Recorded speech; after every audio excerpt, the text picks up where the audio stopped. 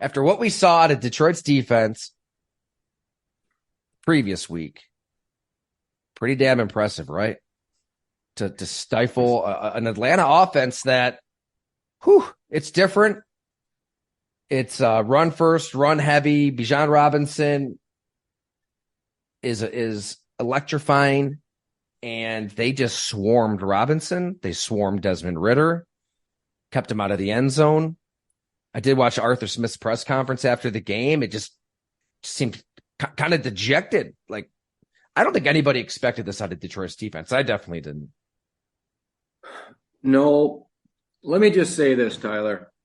I got to start with the Lions about talking about crowd noise. They're in a dome, and the Silver Dome, I mean, I was there 20 times probably for games, and that could get loud too. But Ford Field has been incredible here. I said it last week.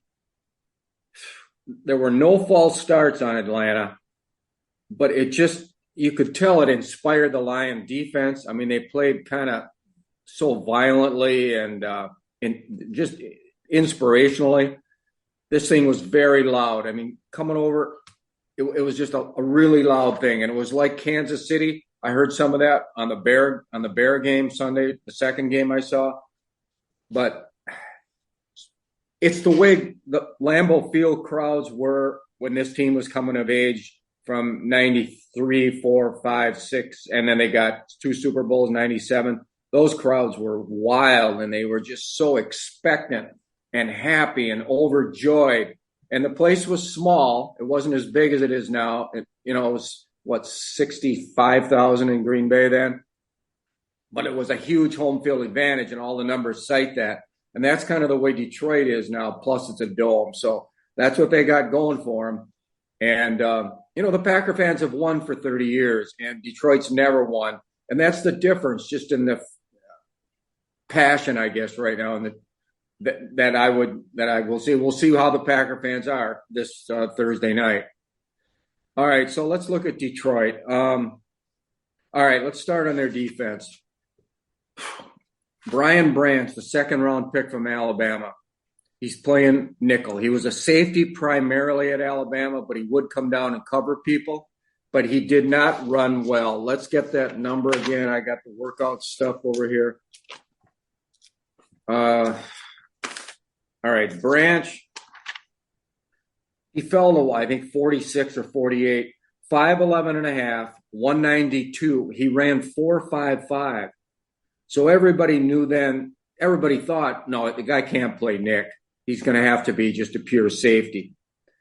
The third-year junior, second-round pick. All right, he had 15 on the Wonderlic, 37 and a half vert, good, 10.5 broad. I mean, it's all just kind of average workout numbers. But I saw a little bit in the exhibition games, and I thought, whoa. Everybody talked about his instincts. That's what this player is, and he was fantastic so far, but he's never been better in the first 3 games than he was against Atlanta. Let me just look at my notes.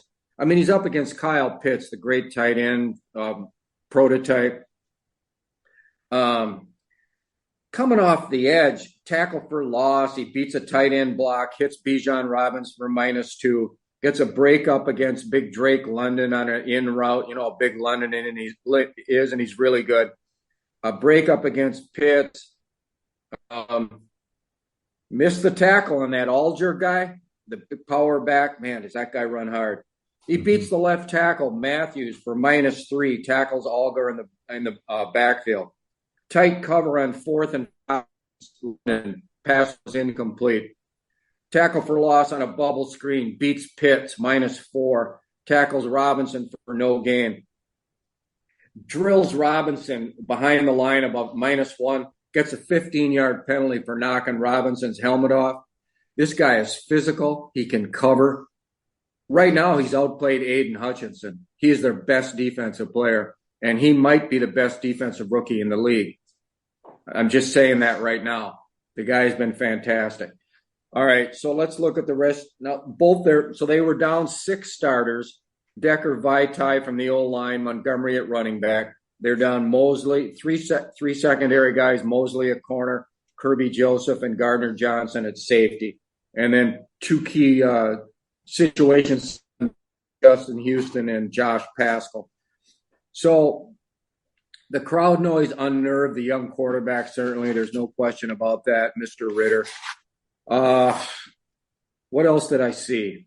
The DTs could not handle the run against Seattle, but Aleem McNeil, Benito Jones, and Isaiah Buggs all played good against the run. Arthur Smith did not run the ball enough with his two really good backs. But again, people, like Chris Lindstrom, the left guard, I mean, he's rated by people, the right guard, he's rated by some as the best guard in the business. Man, right away, McNeil beat him, attempted a reach block, no gain. Play up the gut, McNeil plays off Lindstrom, no gain.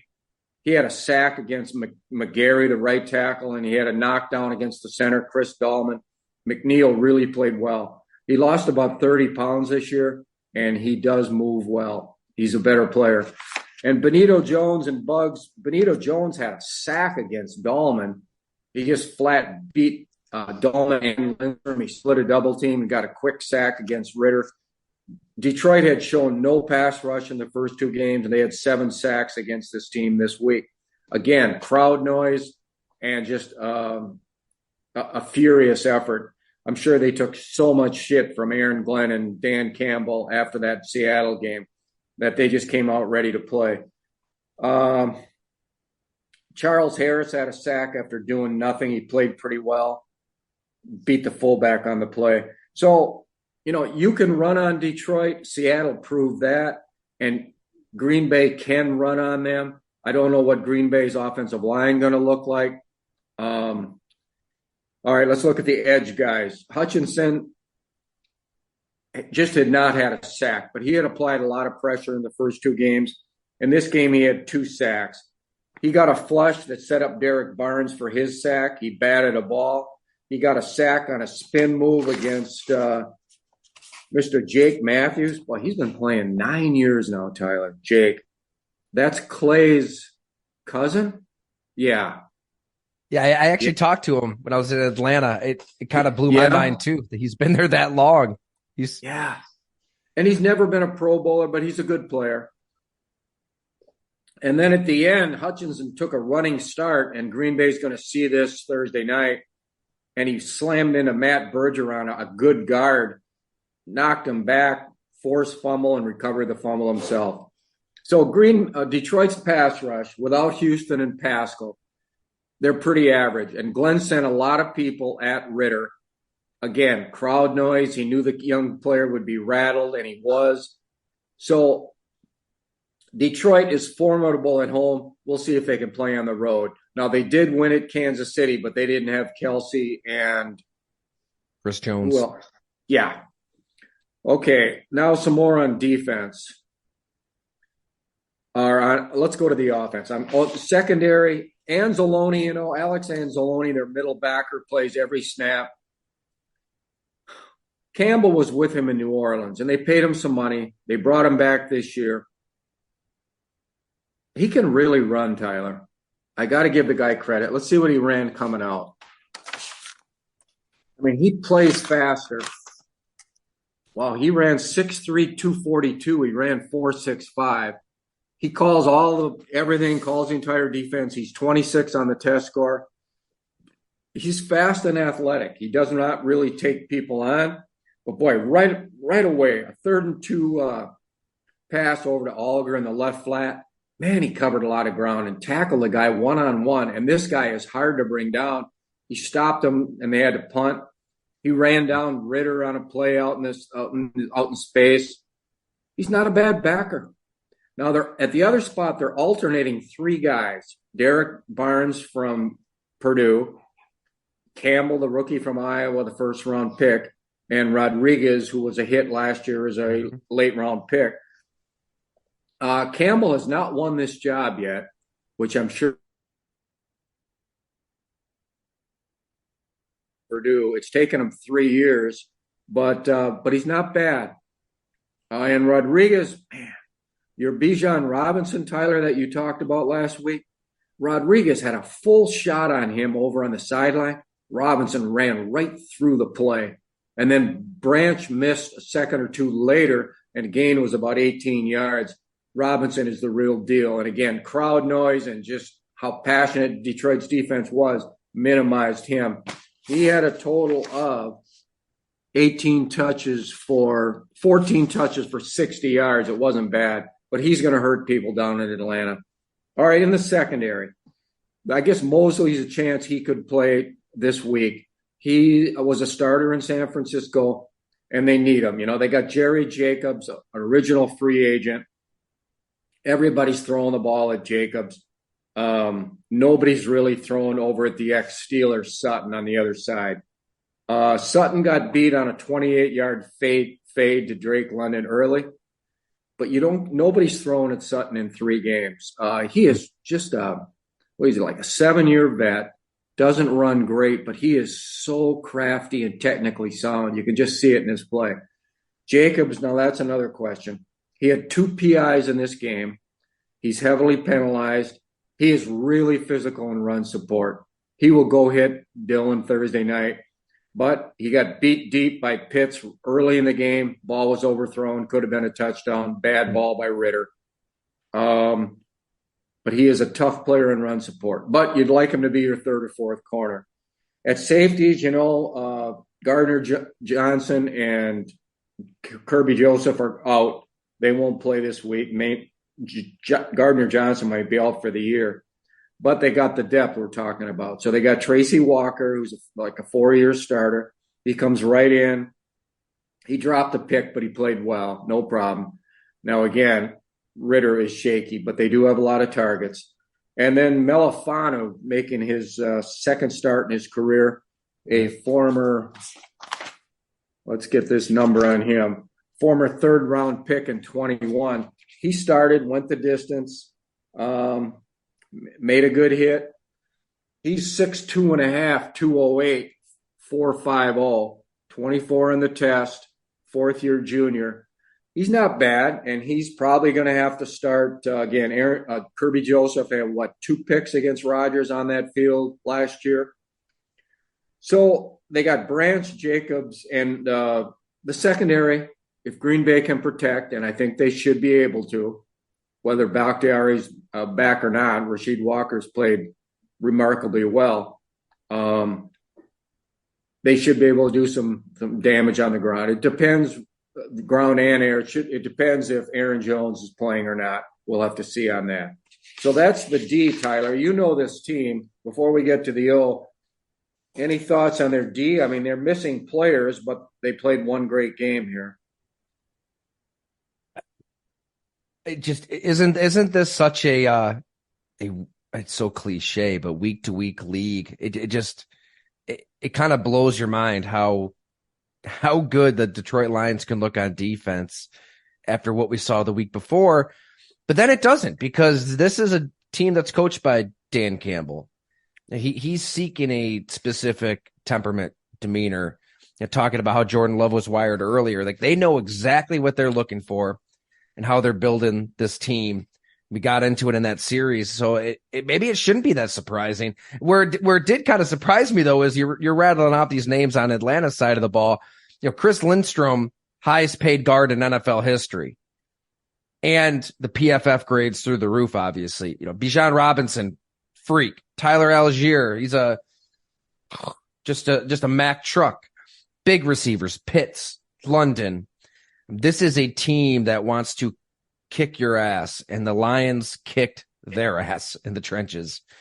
You just broke it down beautifully. I think that's such a great sign for Detroit, because that Ben Johnson is going to keep innovating.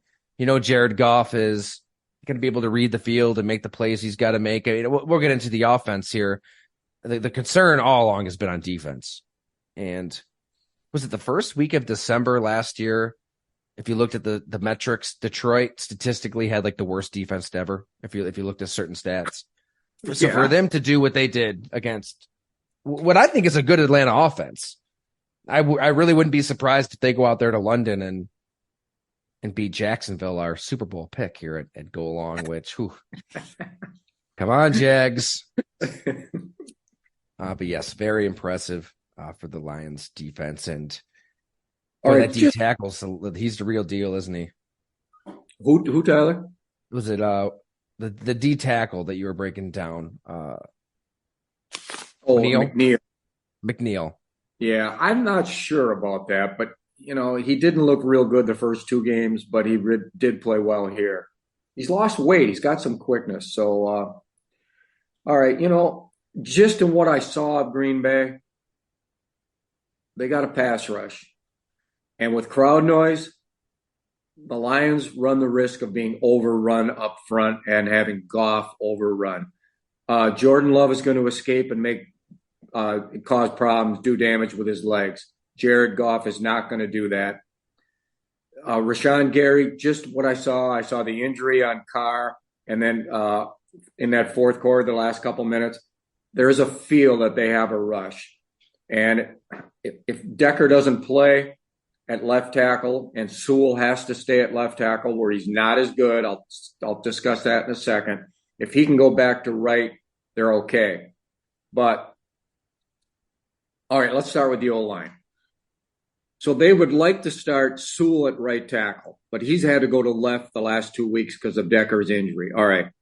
So then their starter at right was Matt Nelson, and he suffers a season-ending ankle injury in a late first half. They put in Dan Skipper, that 6'9" guy from wherever he is, and he's played some decent ball at guard for him at Detroit the last couple of years, but he didn't make the team. They stick him on the practice squad. He comes in, plays okay, suffered a game-ending quad or ham or something. So then the whole second half, they come with a fifth-round pick, Colby Sorsdahl from Arkansas State or something, some minor program. He plays the entire second half at right tackle. All right, now he's going against Rashawn Gary, right? That's a problem for Detroit. Sorsdahl played better than I thought. He did. He's an aggressive kid. Let's get his numbers because this is going to be a huge. I think he's probably going to play. I doubt Decker plays. Sorsdahl is 6'5.5", 304, ran 5.17, 17 on the test, 33-inch arms, pretty darn average, 10-inch hands. He's not a bad athlete. All right, in this game, he got knocked down by Bud Dupree. He got knocked right on his butt on a bull rush. But other than that one play, the entire second half, he was not embarrassed. He hung in there. He had the crowd on his side. He will not have the crowd on his side. And Rashawn Gary is a little bit better than Bud Dupree and the people that the Falcons were sending against him. So that's Detroit's problem. If Decker plays, Detroit feels their offensive line is the strength of their team. And if he's back, Vaitai, they can compensate with him with Graham Glasgow at right guard. And Detroit has a good offensive line. However, in this game, let's look at Sewell at left tackle. Now, at right tackle, he's elite. But at left tackle now, I've seen him for 2 games. He had a bad run early, missed Calais Campbell. He gave up a flush and drew a penalty against Dupree. He had a holding call against Calais Campbell. He had a bad run against Calais Campbell. And he got knocked down by David Onyemata, the ex-Saint, who I've always loved. He KO'd Onyemata for a 12-yard gain. So Sewell is not as good at left, and that hurts him. Let's look at Jackson at left guard. Jonah Jackson, where did he play? At Temple or Rutgers and then Ohio State for 1 year. I think he was a 3rd-round pick. He can really run, and they pull a lot. They are a combination zone scheme and gap scheme run game. He can really run on his pulls. But again, in pass protection, he gave up 2 knockdowns to Onyemata. He has pop, however, and he's a good player, and they're going to have to decide whether to give him a lot of money here soon. Frank Ragnow, the center, he gave up 2 knockdowns to Grady Jarrett, the terrific player for the Falcons. He gave a hurry to Onyemata. He had a holding penalty against Horn, a free agent.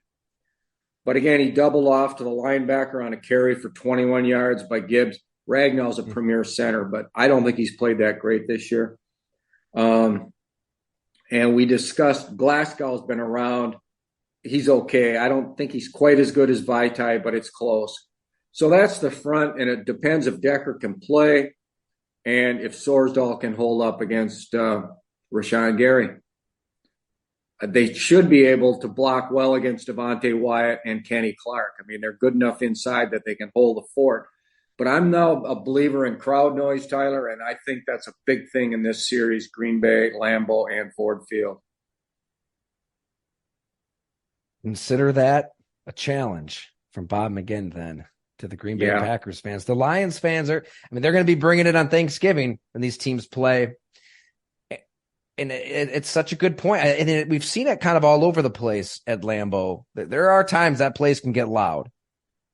And there are times it can get a little quiet. So it absolutely is a factor.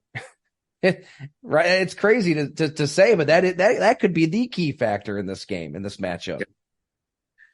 Okay, let's go to Jared Goff. He's playing pretty well, Tyler. He's healthy. He's one of the 3 or 4 best in the NFC. He's playing well. He's a force, and he can make plays. Ben Johnson's one of the most creative, innovative offensive coordinator in the league. Packer fans saw that last year at Lambeau Field when he was pulling things out of his butt, and they won that game when the Packers had to have it. Right away, I'll just a couple notes on Goff. He makes an 11-yard completion with a guy coming frontally right in his face, and he just got drilled. He hangs in the pocket. There's no fear in that guy. I give him credit for that. Khalif Raymond, we'll discuss him when we get the wideouts. He runs a deep ball against Bates, the really good safety for the Falcons, overthrew him. It was a bad miss. Now, that's the weakness in his game, I would say, mobility and then long ball accuracy. But he's very accurate. He throws these tight window slants to St. Brown or Reynolds. He's throwing the ball accurately. He has all season. He threw a deep out to St. Brown for 20 yards, showed some arm strength and fearlessness on that ball, 20-yard deep out. He threw a touchdown ball to the tight end Laporta for 45 yards. The guy was dead open, but still, the ball was beautifully thrown. Now, he sailed an interception to St. Brown on 3rd and 10. He said it was one of the worst throws of his life. It was a black mark on his day. And then Johnson called a keeper, and he tucked it down on the goal line for a 3-yard touchdown. I mean, they're so fired up over in Detroit. Jared Goff, who's the picture of conservatism, let's say, he goes and tries to jump into the crowd at Ford Field, which is about a 9-foot barrier, but he was trying to do a pseudo Lambeau leap. Goff should play well in Green Bay, as long as the right tackle holds up. But he's going to be, if he's inundated and if he ducks inside, climbs the pocket with Gary's all over his butt coming around the corner, and if Clark and Wyatt can collapse inside, then you're talking mayhem, and then Detroit can't function. That's really where this game is. All right, let's look at the running. Let's look at the wide receivers. All right, Jamison Williams is 3 games away, but he hasn't shown jack anything yet, so that's a non-factor. Forget about him right now. All right, St. Brown. He's playing with a steel plate to protect his toe and I think his left foot. The guy is money. I mean, Green Bay fans saw that. He does it against everybody. He just is hard to cover. He comes off motion. He's in the slot. They run pick plays for him on third and short when they got to have it. He got a pick by Marvin Jones that wasn't called. He had a rare drop on an out, but he's the real deal. He's a great 3rd-round pick. Let's look at his numbers. 5'11 and a half, 197. He ran 4.60 out of USC. That's why I think he was the 14th wideout taken. He keeps a list of those 13 other wideouts in his locker, right, Tyler? Yeah. He had 31 on the test. you don't see wide receivers scoring over even 25. Although Khalif Raymond scored 28. So they got two really smart guys out there. But St. Brown is good. All right. Their number 2 is Josh Reynolds, who was with Goff in L.A. 5084, 5'8.5", 173, but he ran 4.38, and he is really crafty. He was a free agent. Yes, he was in 2016, but he has worked so hard that now he runs crafty routes. He's sharp cuts. He's always open, and he's a deep threat, so people got to play off him. And then he'll just turn it out to the sidelines for 12 yards. And even though he's small, Goff knows he'll be in the right spot, and he will throw the ball to him a lot over the middle. He'll go to St. Brown first, and then he's got Raymond. All right, the number 3 is Reynolds, who came from the Rams. He's a 6'3" guy. He ran only 4.53, but he plays faster than that, and he's not bad. Marvin Jones he had a terrible game in Kansas City. He has not been targeted. The last 2 games, 0 targets. He plays like 25, 30 snaps a game. He's an old 50-50 deep ball guy, but he's on the down list. All right, so now let's go to Laporta, the second-round pick. When they traded down from 6 to 12, they got the second-round pick they used on Laporta. And Laporta's got, 18 catches, the most by a tight end ever in his first 3 games. Laporta's been a revelation. His blocking is better than expected. And he is a second-effort receiver. He can get deep. He was wide open on that 45-yard touchdown. He killed Grant, the safety. He was a really good athlete, Richie Grant, on the post on that play. Down on the goal line, he trapped a defensive lineman on a gain of 9. And A.J. Terrell's really a good corner for Atlanta. He went out as a wide receiver and beat Terrell on an in route for 7. So he can play slot, in line, go short, go deep. Now, I haven't seen that much of Musgrave. I'm really eager to see more of him.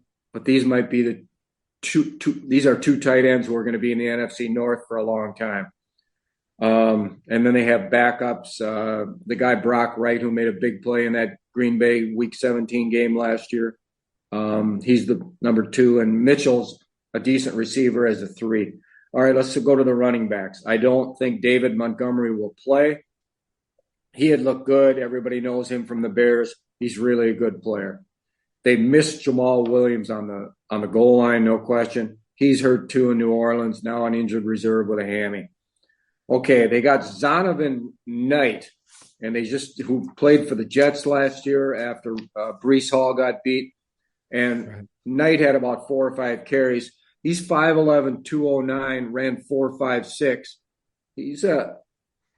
He's got some toughness and he's got some speed. He's not a bad back.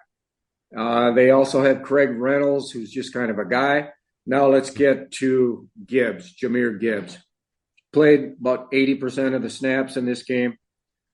It was his best game. 5'9" and a half, 5'9", 199, ran 4.4 flat. He's exciting, and he's just settling in. You haven't seen this guy yet, I don't think. I think he's got more to show, I'm sure of it. He makes subtle cuts in traffic. He's not afraid. He will run between the tackles. He was trying to bounce too much in Kansas City and Seattle.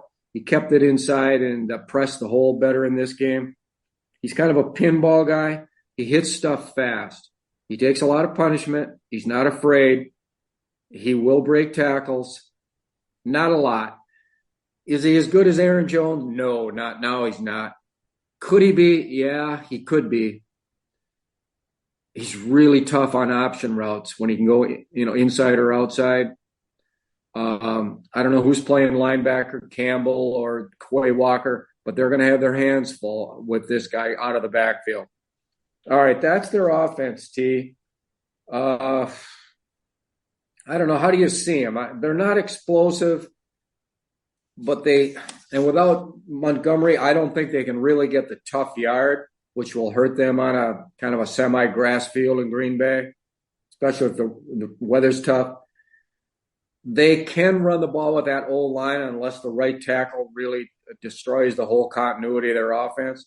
And Goff's pretty good. That's what they got. They got St. Brown. They got a good young tight end. They got 3 targets, and Gibbs is dangerous. I think people at home watching Detroit ask themselves maybe the same thing. When you watch the Chiefs and Travis Kelce's just open all the time, like how is Amon-Ra St. Brown open exactly when it needs to be open on third down every time? And he always catches it, obviously. But it's like everybody kind of knows the ball's going to go to this player, yet he puts himself in position to make that play, and he's going to catch it every time. And Khalif Raymond said this. He's like, if you think I work hard at the Jugs machine, Amon-Ra, he's out there for 202 catches every single day. So 606 catches during the week, Wednesday, Thursday, Friday practices. He's out there. So we know he works his tail off. But just speak to the intelligence it takes to put yourself in that position again and again and again. What you said, 5'11", a buck 97, 4'6". It's 4.60.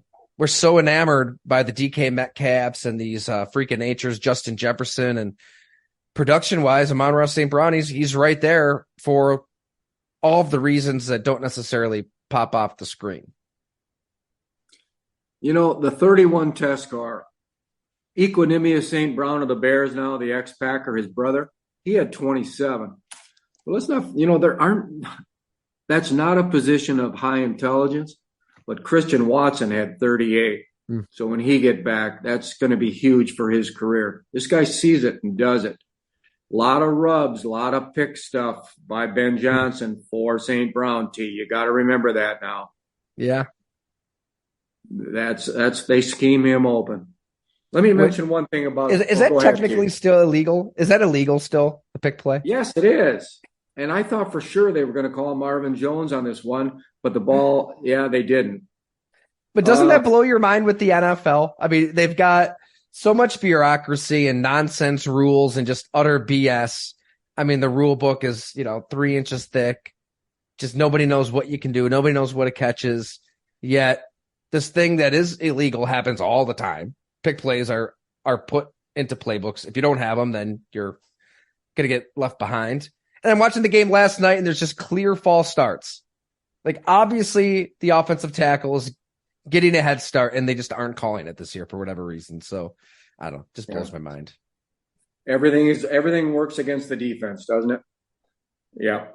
I don't know how you play out there. Let's look at Green Bay's secondary. I mean, boy, if Jair Alexander doesn't play, Valentine got hurt in this game with a pec, I believe, or a bicep.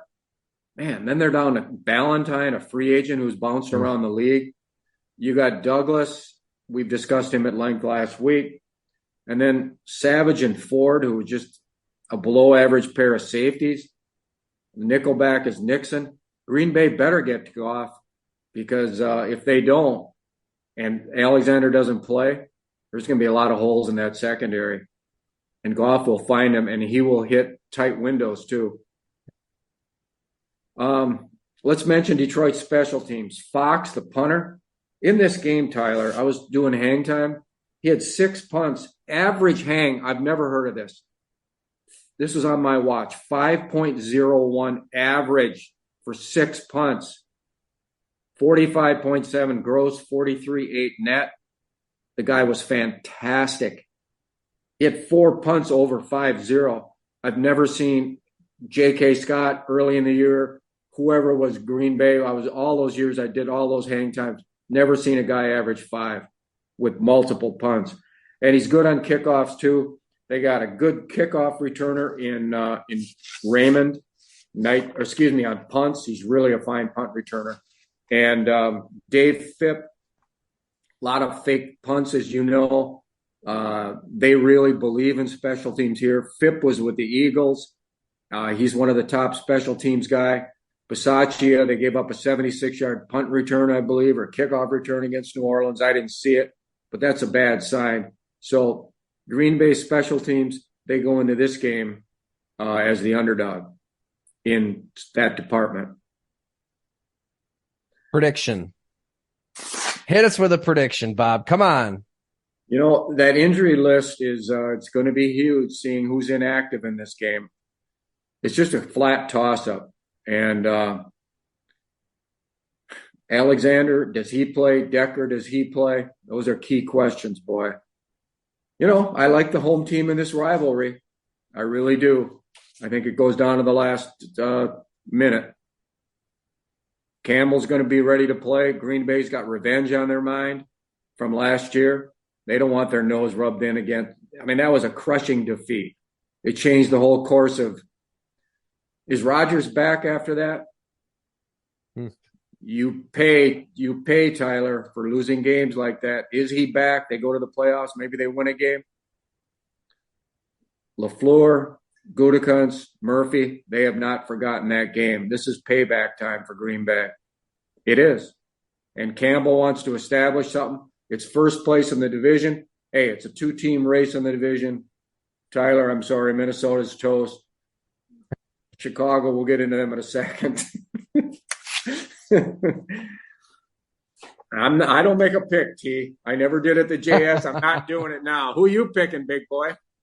You know what though? Mike Davis was your boss at the Milwaukee Journal Sentinel. He let you off the hook with not having a prediction. I'm the boss at Go Along, so maybe off air I'll have to have a little talk with you, set you straight on how things are run here. Here we've got balls. We put our predictions out there. We're unafraid. Well, I still really like Detroit. You put it perfect. A lot will depend on who actually plays, because when these two teams, with them being just so close in talent level for different reasons, without seeing the injuries, I'll go Green Bay at home. I think that they found something that fourth quarter that can carry over into this game, especially on a short week. Maybe resting some of those guys, or some of those guys sitting, I should say, helps them play this week. We'll see. And what a counterfactual you just put out there. I mean, really imagine if Green Bay beats Detroit, they get into the playoffs. If they win a playoff game, they would have played San Francisco, though. That would have been tough. I'm not sure. But say they win a playoff game. It's a lot harder to tell Aaron Rodgers you're not welcome back. A hell of a lot harder. So, yes, I think as all of our parents say, everything happens for a reason. I think for the best interests of the Green Bay Packers, it was a good thing that they lost that game. It really was. It forced them really to once and for all say goodbye to Aaron Rodgers, usher in Jordan Love, and you're seeing him grow week to week right now.